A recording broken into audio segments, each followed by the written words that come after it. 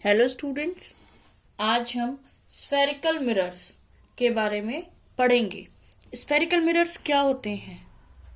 Normally आप लोगों ने अपने घरों में जो शीशा या जो मिरर देखा है वो बिल्कुल प्लेन होता है।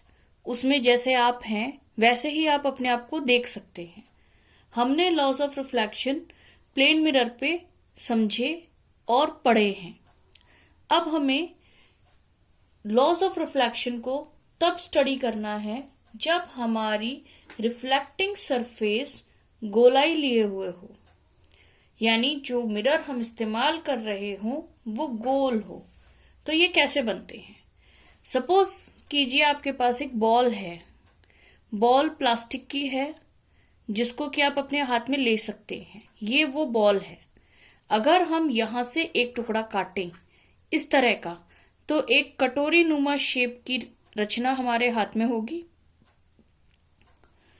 अगर हम उस कटोरी जैसी रचना का बाहरी हिस्सा पॉलिश कर दें जिससे कि अंदर वाला हिस्सा रेज ऑफ लाइट को रिफ्लेक्ट कर सके, तो हमें इस तरह का एक साइड से देखेंगे तो इस तरह की एक रचना प्राप्त होगी जो ऊपर से देखने में तो कटोरी जैसी होगी, लेकिन एक्चुअल में साइड से वो ऐसी होगी।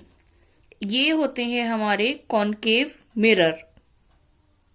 वहीं हम एक दूसरा टुकड़ा काटें, दूसरा गोलाई कर निकालें, ये भी एक कटोरी जैसी संरचना हमारे हाथ में आएगी। पर जहां हमने इस केस में उस कटोरी को बाहर से पॉलिश किया था, यहां हम उस कटोरी को अंदर से पॉलिश करेंगे जिससे बाहर की सरफेस हमारी रिफ्लेक्टिंग सरफेस बने।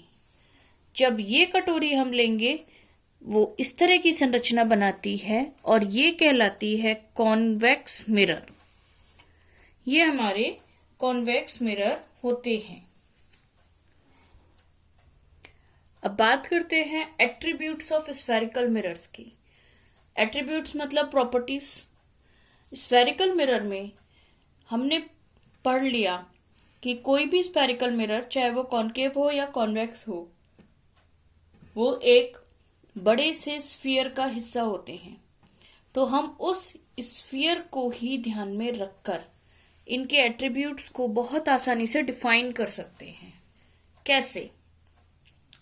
अगर ये वही स्फीयर है जिसका एक हिस्सा हमारा कॉनकेव मिरर है, तो इस स्फीयर के कॉनकेव मिरर वाले हिस्से का बीचों बीच, यानी तश्तरी के बिल्कुल बीचों बीच होने वाले पॉइंट को पी यानी पोल कहते हैं। उस स्फीयर का बिल्कुल मध्य सी यानी सेंटर ऑफ कर्वेचर कहलाता है। इस सी को इस पी से जोड़ने वाली रे, एक लाइन, सीधी स्ट्रेट लाइन जो पूरे से पार होती है, उसे प्रिंसिपल एक्सिस कहते हैं। अब सी और पी यानी सेंटर ऑफ कर्वेचर और पोल के बीचों बीच जो पॉइंट पड़ता है, यानी ये और ये हिस्सा बराबर होगा, उसे फोकस कहते हैं, जिसे एफ से रिप्रेजेंट करते हैं, कैपिटल एफ से। एफ और पी के बीच की जो दूरी होती है उसे फोकल लेंथ या स्मॉल एफ से शो करते हैं।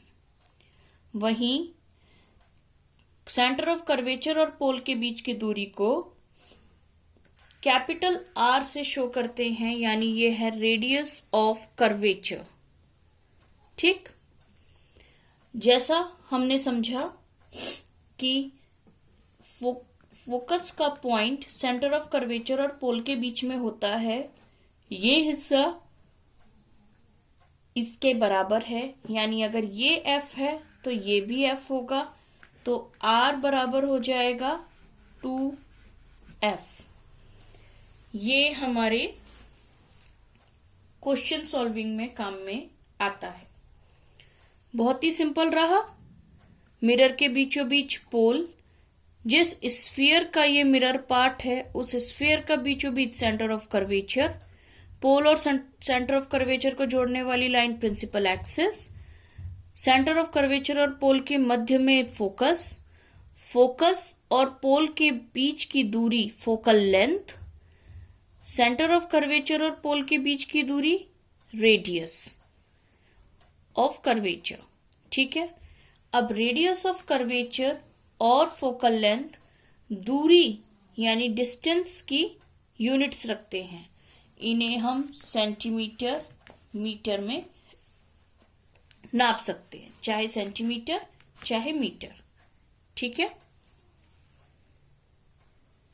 जब हम इन सारी चीजों को एक मिरर में, हमने बाकी पूरा गोला हटा दिया, केवल उतने हिस्से को छोड़ा जो हमारा मिरर था, तो मिरर के फॉर्म में इस तरह का डायग्राम बनता है।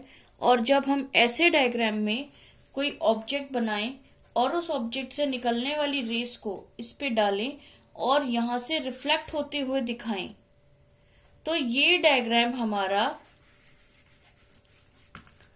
रे डायग्राम कहलाता है, क्योंकि इसमें हमने एक ऑब्जेक्ट से निकलने वाली रेस को स्टडी किया और देखा कि उनमें क्या बदलाव आते हैं और इमेज कहाँ बनती है। तो ये डायग्राम्स हमारे रे डायग्राम कहलाते हैं। यानी हम इस वीडियो में स्फेरिकल मिरर्स कैसे बनते हैं, उनके क्या एट्रीब्यूट्स हैं और कैसे हम उसका रे डायग्राम को डिफाइन कर सकते हैं, ये चीजें हमने समझी।